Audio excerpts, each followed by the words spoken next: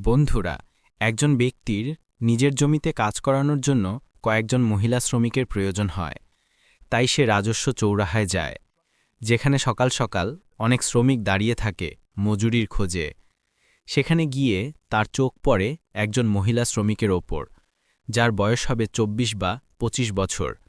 সে কিছুক্ষণ ধরে তাকে দেখতেই থাকে, তারপর তাকে কাছে ডাকার ইশারা করে।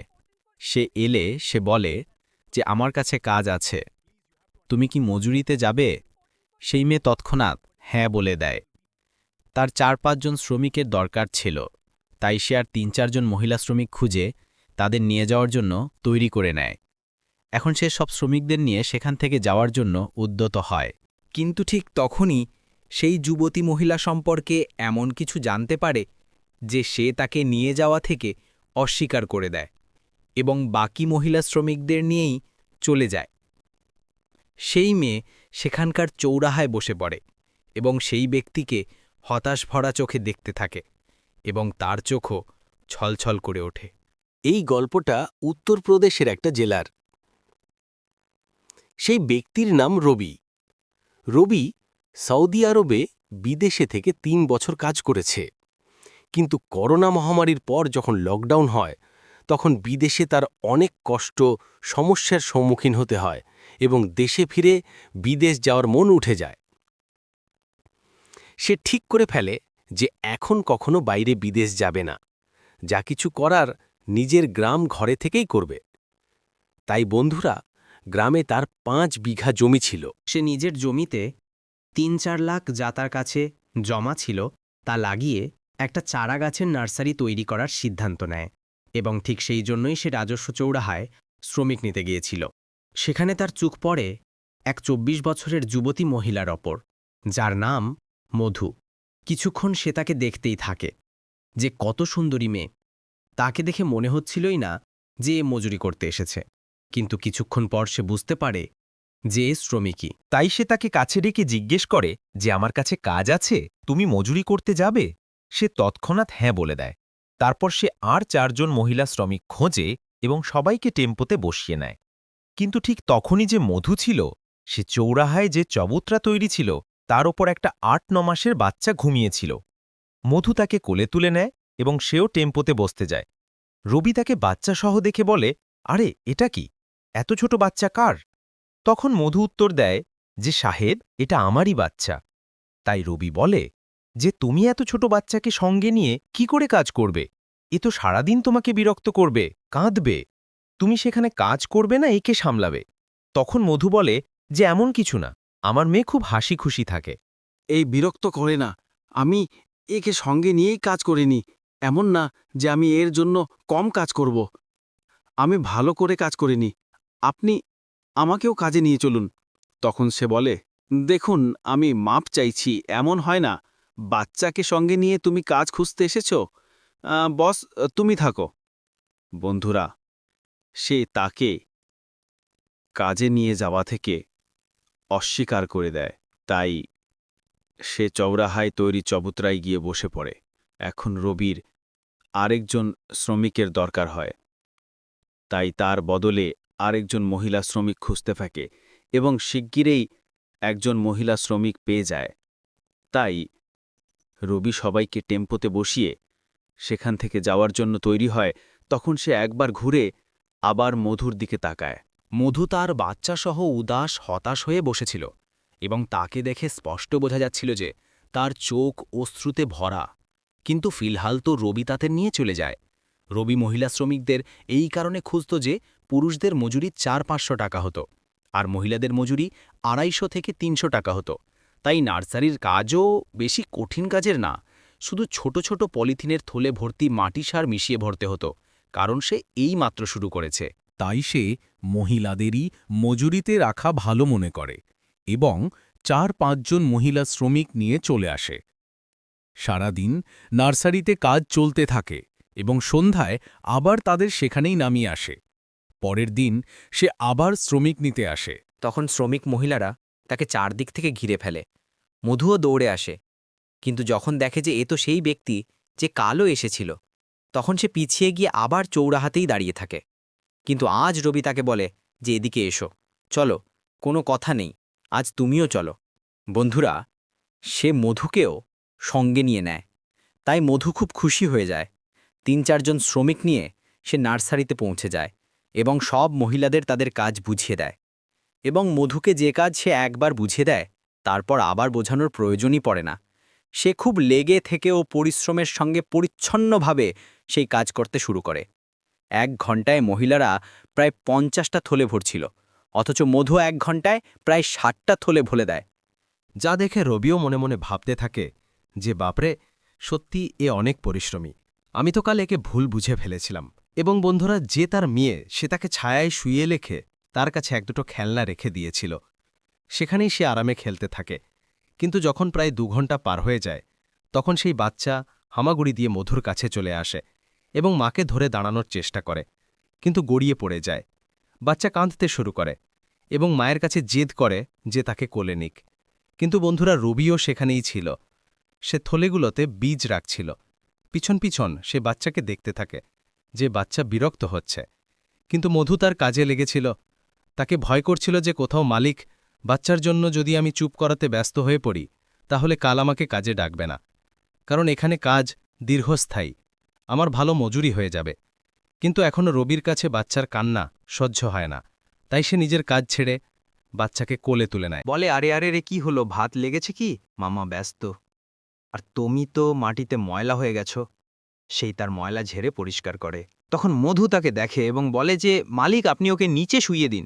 নইলে সে আপনাকেও মাটিতে ময়লা করে দেবে। তখন সে বলে, আরে কোনো কথা নেই, এদিকে করো। অনেকক্ষণ হয়ে গেল তোমাকে কাজ করতে, এখন একে সামলাও। আমি অনেকক্ষণ ধরে দেখছি, এ অনেক বিরক্ত হয়ে গেছে। কিন্তু মধু তবুও নিজের কাজ ছাড়ে না এবং কাজ করতে থাকে।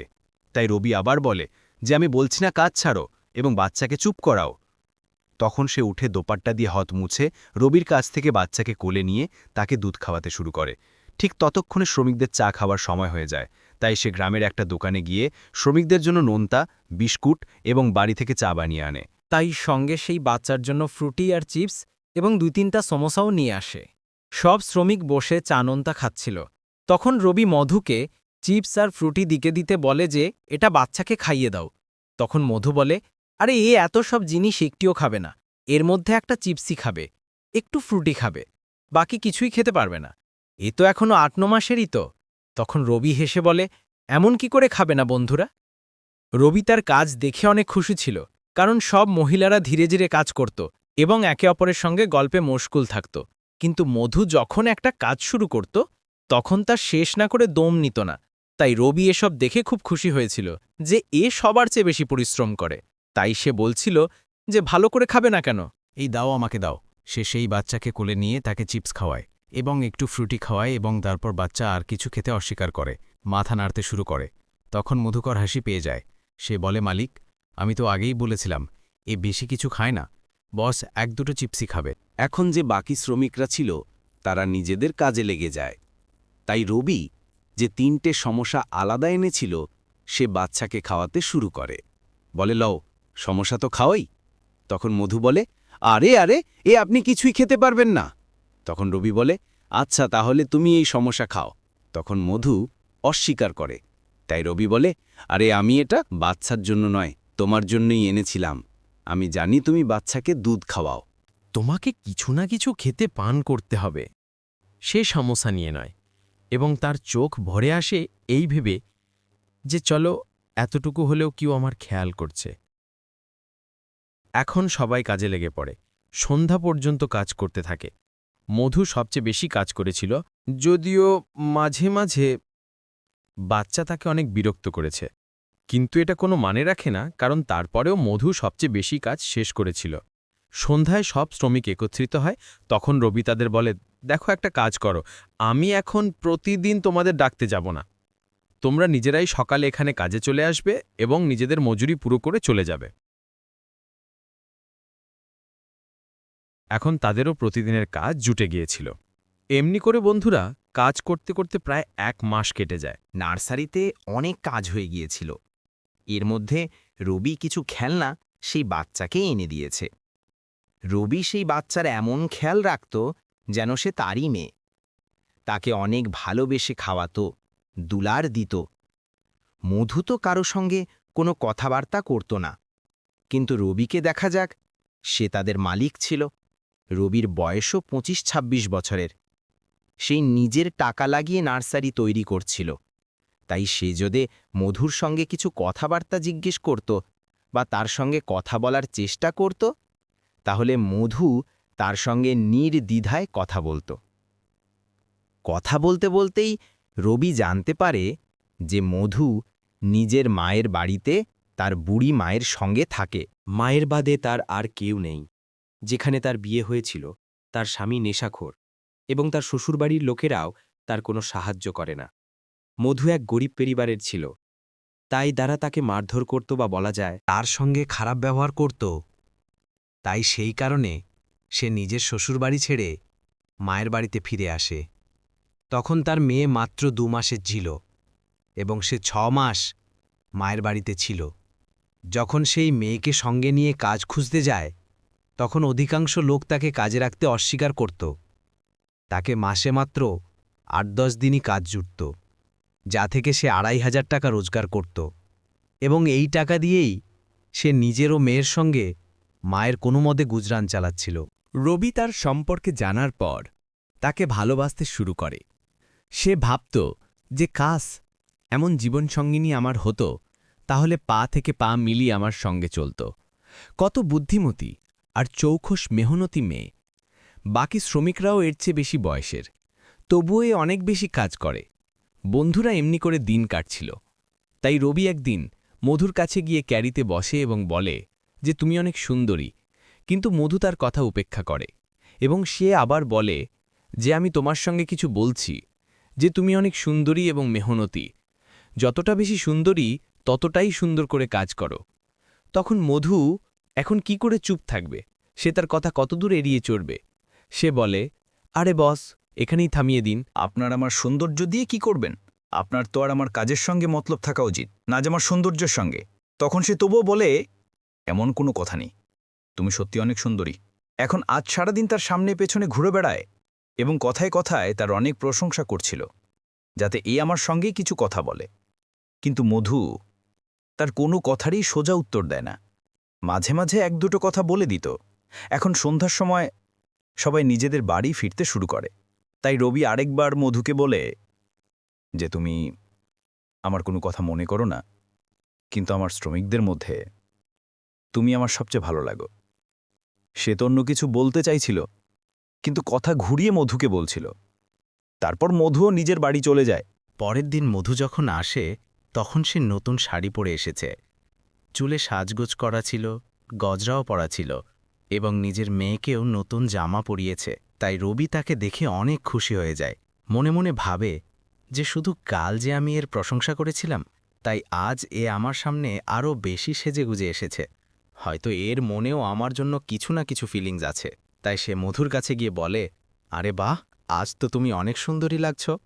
যে কেউ তোমাকে দেখবে সে বলবে যে তুমি এই নার্সারির মালকিন আর আমরা তোমার শ্রমিক। কিন্তু যখন সে মধুর মুখ ভালো করে দেখে, তখন তার জানা পড়ে যে মধুর চোখে অশ্রু। তাকে দেখে মনে হচ্ছিল যেন এইমাত্র অনেক কেঁদে এসেছে। তাই মধুকে জিজ্ঞেস করে যে কি হয়েছে, তোমার চোখে অশ্রু কিসের জন্য? তখন মধু বলে যে দেখুন, আমি এখন আপনার কাছে কাজ করতে পারবো না, আমার যা টাকা বেরোচ্ছে তা আপনি আমাকে দিয়ে দিন। তাই রবি বলে, আরে আর আমাকে মাফ করে দাও, হয়তো কাল আমি তোমাকে বেশি কিছু বলে ফেলেছি। তখন সে বলে, না, আপনার কোনো দোষ নেই, আপনি তো অনেক ভালো মানুষ, কিন্তু কাল সন্ধ্যায় আমার স্বামী আমার বাড়ি এসেছিল, আমার সঙ্গে ঝগড়া করেছে, আমাকে মেরেছে, পিটিয়েছে, নোংরা নোংরা গালাগালি দিতে শুরু করেছে, আমার উপর আঙ্গুল তুলেছে, ভুল ভুল অভিযোগ লাগিয়েছে, বলছে যে আমি এখানে থেকে ধান্দা করছি। বলো, আমি তো এখানে কঠোর পরিশ্রম করে পেট চালাচ্ছি, কিন্তু সে এমন করে আমাকে কথা শোনাচ্ছিল। তাই রবি এই কথা শুনে অবাক হয়ে যায়, বলে, কি, তুমি আর টাকা নিয়ে আর কাজে আসবে না? তখন মধু সেখানেই কেঁদে ফেলে, বলে যে আমাদের পাশের লোক বলছে যে যা, চলে যা, এর সঙ্গে আবার নিজের শ্বশুরবাড়ি চলে যা। কিন্তু কারো কি অনুমান আছে আমি সেখানে কত যন্ত্রণা সহ্য করে নিজের জীবন পার করছি? আমার বিয়ে হয়েছে 3 বছর, কিন্তু সে আমাকে কখনো ভালোবেসে রাখেনি, এই বাচ্চারও কদর করে না, এর জন্য কখনোই কাপড়ও এনে দেয়নি, যা কিছু রোজগার করে তার মদ খেয়ে ফেলে। তার বাড়ির লোকেরাও সব এমনই। আমি বড় কষ্টে সেখান থেকে পালিয়ে মায়ের কাছে এসেছি, এই জেনে যে আমার বাবার কাছে কিছুই নেই, কিন্তু এখানে তো অন্তত শান্তিতে থাকতে পাই। তারপর সে জিজ্ঞেস করে, তাহলে এই তোমার বাড়ি এখন কি করতে এসেছিল? তখন মধু বলে যে এমনিই এসে যায়, মাসে 2 মাসে রাতে এসে নিজের মনের মতো করে সকালে চলে যায়। কাল যখন এসেছিল তখন আমি তার কাছে যাইনি, তার সঙ্গে কোনো কথা বলিনি, তাই সে রাগে ফেটে পড়ে এবং আমার সঙ্গে মারপিট করে উল্টোপাল্টা কথা বলতে শুরু করে। বল, কে তোর? কত টাকা দেয় তোকে? রবিও তার কথা শুনে রেগে যায়। মধু তার থেকে ভয়ে রবির আরও কাছে চলে আসে। তারপর মধুর কাছে এসে বলে, বল, ধান্দা করছিস না? তাহলে আর কি করতে এসেছিস? তার জোরে হাত ধরে নেয় এবং বলে, চল আজ বাড়ি চল, তোর ভালো করে মেরামত করব। সে নিজের হাত ঝাঁকুনি দিয়ে ছাড়িয়ে নেয়, বলে, আমি কখনো তোমার সঙ্গে যাব না। সে আবার তার হাত ধরে নেয় এবং ঝাঁকুনি দিতে দিতে বলে, তুই যাবি? কি করে না? তোকে তো আমি ধাক্কা মেরে ঘষেটে এখান থেকে নিয়ে যাব। সে মধুকে জোরে টেনে নেয়, তাই সে মাটিতে পড়ে যায়। আর কাপড় এলোমেলো হয়ে যায়। বাচ্চাকে তো রবি কোলে নিয়ে রেখেছিল, সেও কাঁদতে শুরু করে। এখন যেই মধুকে সে ঘষেটে 2-4 পা চলে, তখনই মধু কাঁদতে চিৎকার করতে শুরু করে। সব মহিলারা তাকে কাঁদতে দেখে তার কাছে চলে আসে। এখন রবিও তার সামনে গিয়ে দাঁড়িয়ে পড়ে এবং বলে, যে ভাই বস, অনেক হয়েছে, এখন একে ছেড়েও দাও। যখন এ তোমার সঙ্গে যেতেই চায় না, তখন সে বলে, না, ছাড়ব না। কি করবি? তুই আমার বউ, আমি যা ইচ্ছে করি। তোর ভিতর সাহস আছে তো? একটু রুখে দেখা। তাই দেখা রবি তার অন্য হাত ধরে মুচড়ে দেয়। সে জোরে চিৎকার করে ওঠে। রবি বলে, যে এখনো বলছি, একে ছেড়ে দাও, নইলে তুমি কোনো কাজে থাকবে না। এখান থেকেই তোমার হাত ভেঙে দেব। এখন ব্যথায় সে চিৎকার করছিল, তাই মধু হাত ছেড়ে দেয়। মধুকে বাকি মহিলারা ধরাধরি করে দাঁড় করায়, তাকে সামলায়। রবির অনেক রাগ হচ্ছিল। সে বলে যে, ভাই, তুমি নিজে তো নিজের বউ বাচ্চাকে রোজগার করে খাওয়াতে পারো না। এখন যদি এ পরিশ্রম করে, মজুরি করে নিজের পেট চালায়, তাহলে তুমি এর ওপর নানা রকম অভিযোগ তৈরি করছ। তুই মানুষ না শয়তান? বলে, হ্যাঁ, আমি মানুষ নই। বল, তুই কি করবি? আমার তো রবি তাকে বোঝাতে বোঝাতে বলে যে, দেখো, তোমার ভালো এতেই যে তুমি এখান থেকে চুপচাপ ফিরে যাও। কারণ বন্ধুরা, সে আগেই পুরো গল্প শুনে রেখেছিল এবং তাকে অনেক বেশি রাগ হচ্ছিল। কিন্তু মধুর স্বামী হন নাতে তাকে কিছু বলেনি, তাই তার স্বামী বলে, হ্যাঁ ঠিক আছে, এখন সব বুঝে গেছি। তো যেমন লোকেরাই এর মন ভুলিয়ে রেখেছে, তোর মতো লোকে চাটুকারিতা করে তাই তুই এখানে যে রাখাইল বানিয়ে রেখেছিস। আমি এখনই থানায় যাচ্ছি এবং তোর বিরুদ্ধে এফআইআর করাবো। তো রবি বলে, হ্যাঁ যাও, তোমাকে যা করার করো, আমি রেখেছি আমার বউ, তোমাকে যা ইচ্ছা করতে পারো। এখন সে সেখান থেকে বকবক করতে করতে চলে যায়। তার চলে যাওয়ার পর মহিলারা বলে যে, মালিক, আপনি একে এমনি ছেড়ে দেওয়া উচিত হয়নি, একেই মাটিতে ফেলে পিটিয়ে দিলে তার বুদ্ধি ঠিক হতো। তাই রবি বলে, এমন কি করে মারা যায়? আখেরে মধুর স্বামী তো ছিল। কালদিন মধুজি বলতো যে, সবাই মিলে আমার স্বামীর পিটুনি লাগিয়ে দিয়েছে, এবং দেখো, এমন ভালোও লাগে না। ঝগড়াঝাটি ভালো কথা নয়। এদিকে মধুকে শুধু কাঁদা ছাড়া আর কিছু বোঝা আসছিল না। সব মহিলারা তাকে চুপ করানোর চেষ্টা করে। রবিও তাকে সান্ত্বনা দেয় এবং চুপ করিয়ে দেয়। সন্ধ্যায় রবি বলে যে, দেখো মধু, আমার কাছে সব সময়ই কাজ চলবে। কাজের চিন্তা তুমি করো না, আমি সব সময়ই তোমাকে কাজে রাখব। তুমি এমন কসাই মানুষের সঙ্গে নিজের পুরো জীবন কি করে কাটাবে? নিজের মায়ের সঙ্গে থাকো। তাই মধুও বলে যে, এর আজকের ড্রামা নয়, গত 3 বছরে 30 বার এ আমার সঙ্গে করেছে। বন্ধুরা, 6 মাস কেটে যায়। শত শত শ্রমিক নার্সারিতে এসেছে এবং গিয়েছে, কিন্তু মধু শুরু থেকে শেষ পর্যন্ত তার নার্সারিতে লেগে থেকেছে। নিজের পরিশ্রম ও লেগে থাকার সঙ্গে কাজ করছিল।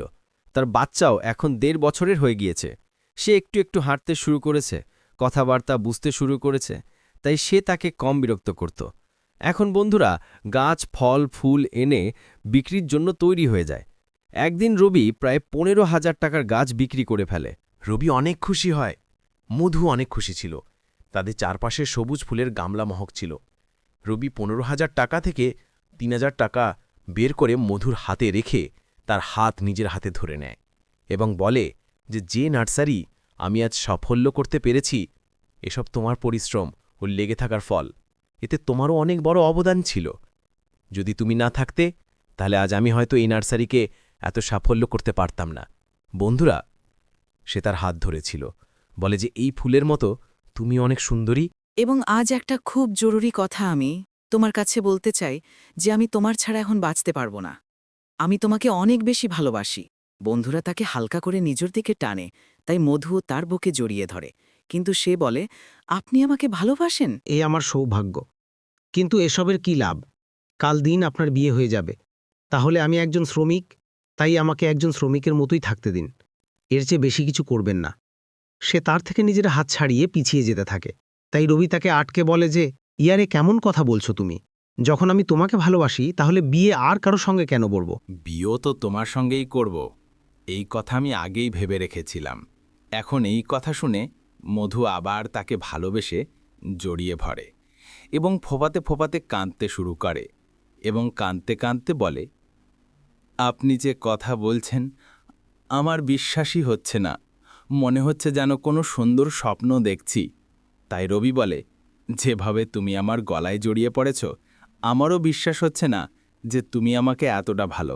যদিও রবি তাকে চাইত এবং সব সময় তার প্রশংসা করে তার কাছে নিজের ভালোবাসা প্রকাশ করতে চাইত, কিন্তু সবসময় মধু কথা এড়িয়ে চলত। এখন এরপর রবি মধুর সঙ্গে বিয়ে করার সিদ্ধান্ত নেয় এবং গ্রামে পঞ্চায়েত বসিয়ে মধুর আগের স্বামীর থেকে তার মুক্তি দিয়ে দেওয়া হয় এবং রবির সঙ্গে তাকে পবিত্র বন্ধনে বেঁধে দেওয়া হয়। বন্ধুরা, রবি ভালো মনে কাজ শুরু করেছিল, কাজও ভালো লাভ হয়েছে, তার জীবনও সাজে গিয়েছে, সঙ্গে সঙ্গে সে মধুর জীবনকেও সাজিয়েছে। তার নার্সারিতে যত সুন্দর ফুল ছিল তার চেয়ে অনেক বেশি সুন্দর মধু এবং তার হৃদয় ছিল। রবিও নেক এবং ইমানদার সাফ দিলের মানুষ। তার মেয়েও এখন বড় হতে থাকে, পরিবার হাসি খুশি জীবন কাটাতে শুরু করে। মধুর মাকেও রবি নিজের কাছে নিয়ে আসে। তাই বন্ধুরা, এই ছিল আজকের গল্প। আপনাদের কেমন লাগলো? যদি একটুও পছন্দ হয়ে থাকে তাহলে প্লিজ চ্যানেল সাবস্ক্রাইব করে নিন এবং ভিডিওটিও লাইক করে দিন। আবার মিলব নতুন এবং ইন্টারেস্টিং গল্প নিয়ে। ততক্ষণ পর্যন্ত ধন্যবাদ।